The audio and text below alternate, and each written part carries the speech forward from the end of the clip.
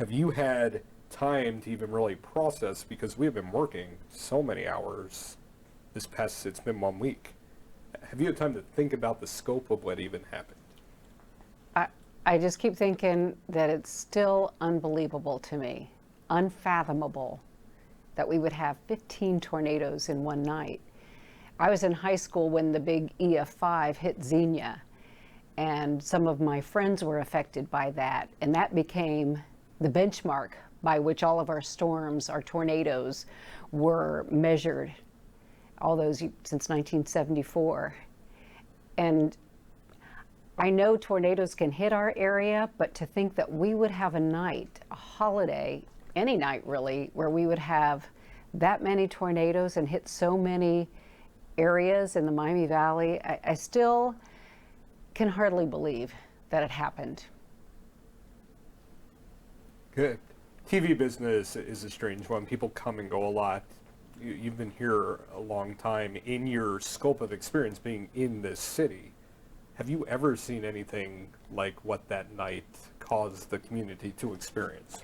No, I told somebody a couple days later, they were talking about our coverage, and I said, you know, I have to say, in my almost 38 years at Channel 7, it was the most important night I've ever worked, because there were so many people affected and so many areas affected, and the warnings were so important, so critical to save people's lives.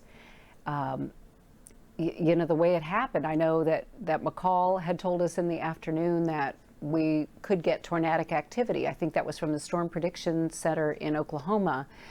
And I'd gone home for dinner, and before I left, I said, am I okay to leave? You don't think any of this activity is going to start right away? She goes, you'll probably be fine till after 8 o'clock.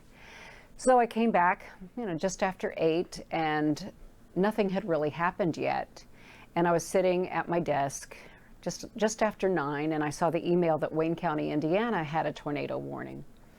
And I looked up at the monitor above my desk, and I saw McCall on the air. So as it's our usual practice, the anchor who's here, and it was my night to work, got my stuff together and went down to the studio to kind of be her backup. I mean, she's the one with the meteorological knowledge, but my role is to kind of be supportive, talk about damage, give her a break, because there's a lot of talking and that goes on, and processing of information that she had to do.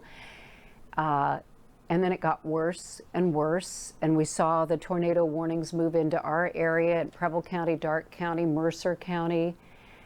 Before long, she's dealing with 6 tornado warnings at once. And then there was that moment a few minutes after 10:30 when she saw what she explained to us was the debris signature that shows we've got a tornado on the ground. And that's when her voice caught. And she realized the magnitude of what was happening, that there was destruction going on right now. And all I could think of was, what can I say that's going to keep people safe? What do they need to hear right now? It's going to be okay. Get in the basement, get to your interior room, get out the bike helmets for your kids' heads, do whatever you can to stay safe. We care about you. And that was the message that McCall and then Dante, when he joined us a little bit later, were trying to get across that night, is just, we feel so responsible for our viewers, for the people in the Miami Valley, because they could be losing all their belongings right now. They could be losing their lives. And that's probably the most amazing thing to me, is that one person lost his life.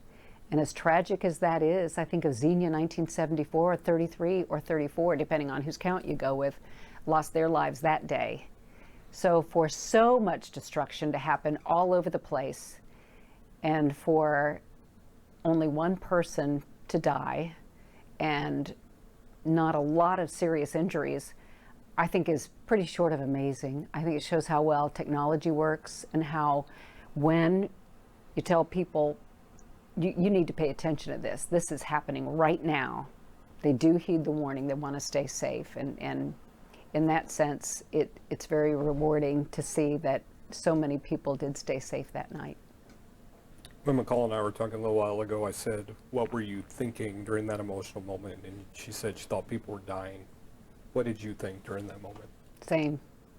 I thought it's very likely right now that people are losing their lives. They're suffering serious injury. I knew people were losing homes, belongings, and just thinking, chances are people are dying right now. And that's really, we take our job seriously, and we know that that's the most important thing we do, is give information that's going to save people, that's going to help people. And to think that you just hope and pray as you're talking that people are getting the message and they're doing what they need to do to keep themselves and their families safe. Seems like a lot of people did. Yeah, they heeded that warning.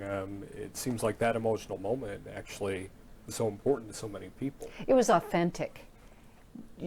She wasn't putting on, that was McCall caring about what she does. That's why she does her job, because she knows that it's important information. And this was the most important night she's ever worked. And she realized the destruction that was happening, and she so badly wanted people to get that message to please do whatever you have to stay safe. And that's why it was such an emotional moment, because you didn't know if people were heeding the warning, paying attention. But again, obviously, a lot of people did. And then there were those that just got lucky. What do all those thank yous? I've seen so many thank yous, not only to McCall, but to you. What do they mean? That means so much. When you're in the TV news business, people love you, people don't like you. You have to do a lot of stories that sometimes people don't understand why we do them.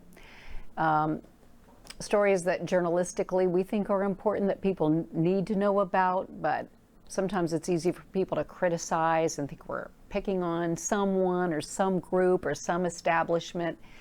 And, I think we're all driven by a sense of caring. That's why I've done this for 38 years, is because I care about the community. I care about where I live. I love to tell the good news stories too, but you got to tell a lot of the tough stories too. So to get thanks from people and for people to say that you guys saved my life, it's the most rewarding thing ever. And that means something coming from you. You've done this a long time. You're a veteran in this business. Yeah. So those words shouldn't be taken lightly. Yeah, I don't take it lightly, and I'm very grateful. I'm grateful to our viewers for, first of all, for listening and for keeping us safe and for sticking with us all these years. And I'm also grateful for those who took the time to send a message and to say, you kept us safe, and thank you. And I just say thank you for your loyalty and for still being with us, because you listened that night.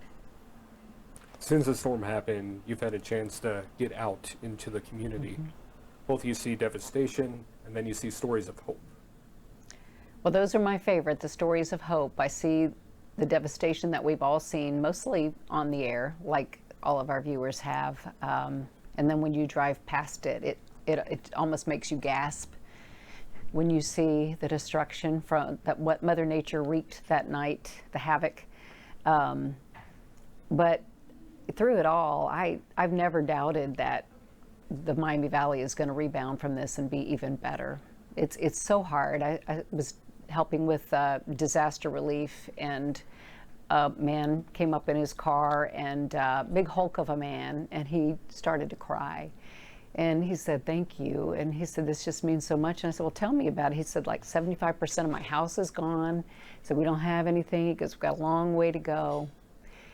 And you just say, hang in there. It's going to get better. It's going to get better. And, but just the stories of people helping each other, even those who've lost everything, who get out there and get their grill out and cook for people, and all the people who just show up with chainsaws and carry debris to the curb. I think it really, as horrible an event as it was, it's such a unifying event too. You wonder if, there's some divine intervention to say, look, folks, you're a great community, and we're going to prove it. This is happening right now, and you're going to come out of this better than before. We've called our coverage A Community Rises, and based on your description, that seems accurate. Yeah. We have a long way to go. Some of these areas, it's going to take them many months, maybe years to completely recover. But I already see signs of us rising.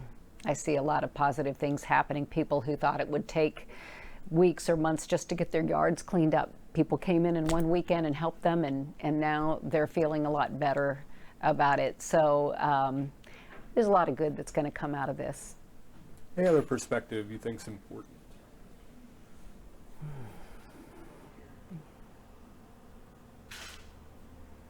Not really. I just hope that that I think the lesson is you hear tornado warning, even severe thunderstorm warning, which can, as I've learned, can spawn that tornadic activity. Take it seriously. I think people will from now on. Anybody who's lived through this saw what happened, even if they weren't directly affected. It's nothing to be taken lightly. So I'm just so proud of our meteorologists and all of our team for getting the word out, and I just hope that people will heed those warnings in the future, and they'll reach out and help those who still need it. We're going to still need each other for a long time, and that's why we're here too. We're gonna help that community come back. Thanks, Cheryl. Thank you, Matthew. Yeah.